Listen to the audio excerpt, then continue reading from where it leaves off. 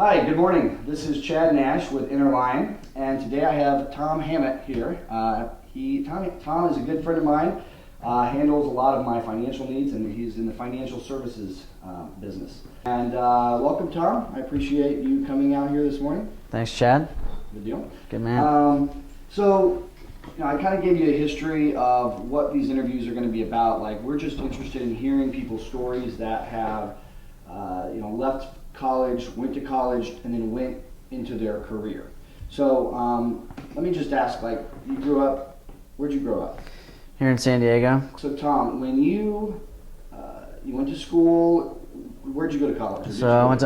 Grew up in Coronado, born and raised there, went to Loyola Marymount up in LA, but moved back in with the parents, and then I've just been in San Diego since. And my family, if you look around, my father, uncle, brother-in-law, everybody's kind of doing the entrepreneurial, gone against the grain sort of track, and that's what they've chosen in life. And I think that's what's been ingrained in me since as a young kid, is my dad was able to run his own business, ups and downs, but he always had freedom. My Cubicle experience really started when I moved back to San Diego and worked for a real estate company doing, they said it was warm leads, but it was cold calling.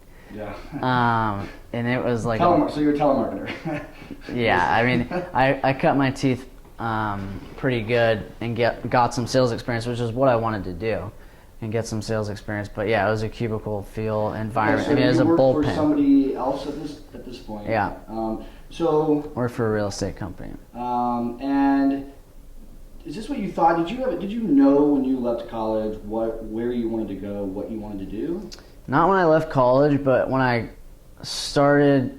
I think it wasn't like an epiphany, or it didn't hit me one day, but I did realize that, what I wanted lifestyle outside of work, I was really going to have to go pursue something different than, what my path. Because I got into the surf industry because I was already in it in college, and then I worked full time afterwards. It was fun, I'm an avid surfer. I love doing things like that, but it started to take the joy out of surfing, because all I was doing at work was talking about surfing and all that, and then I hate it when people take the joy out of surfing. I mean, man, this sounds really... I really liked the finance side of real estate. Then I quickly realized that wasn't going to be the route that I wanted to go, and I landed here 6 years ago. So that's why. So 6 years ago, you launched your own, financial services practices, right? Yep. So you help clients with their insurance and investment needs, from what I see.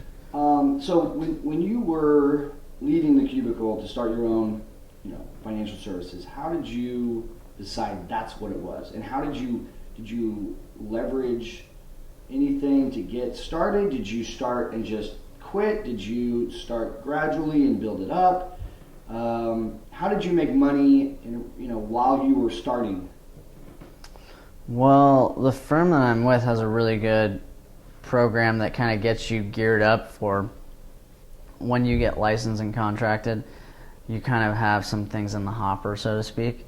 So I didn't have to use any capital necessarily to hang my shingle somewhere or go start an office.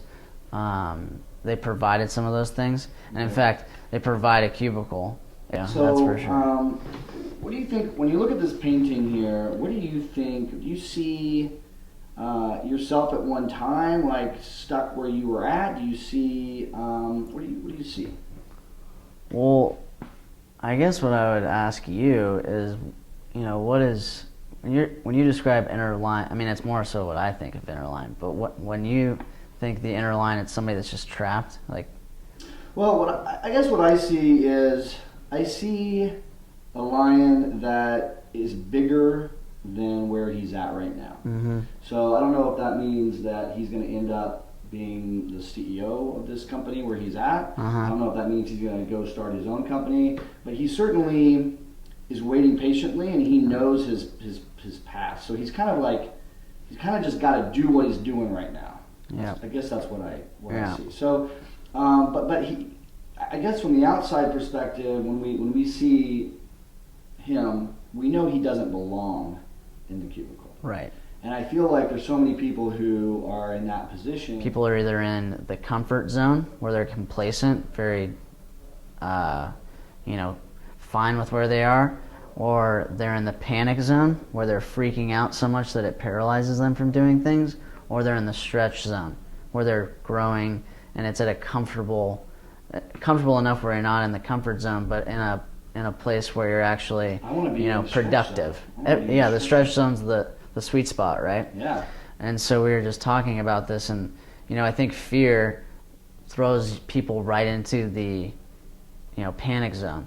You're in your stretch, okay? Right? And you hit that spot that you kind of hit the fear, and you feel the fear. How are you a lion in that spot? What do you do? How do you get through those times? I think it's huge to have good quality mentors that you can bounce ideas off of, and just in some circumstances just kind of dump on them, emotionally dump. And they can give you some strong feedback, objective feedback. So, one of the things I did about 18 months ago was hire a professional coach, and that was huge. And it helped stabilize my emotions, month in, month out.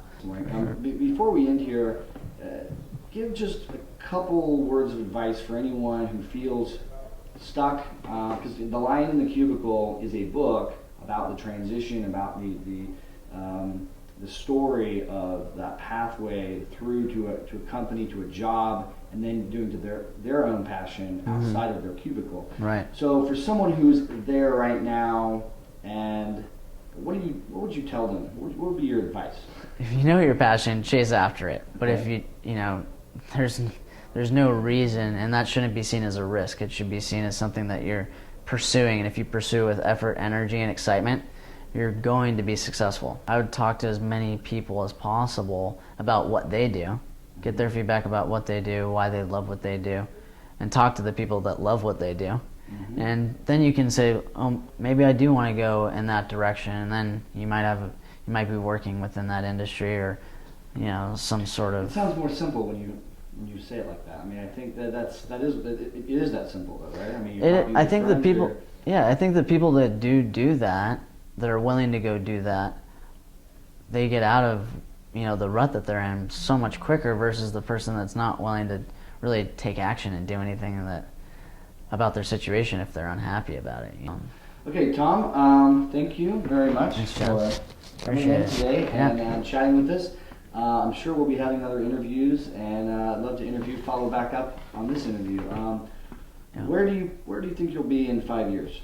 5 years. San Diego, still helping clients? Absolutely, San Diego. With the same firm.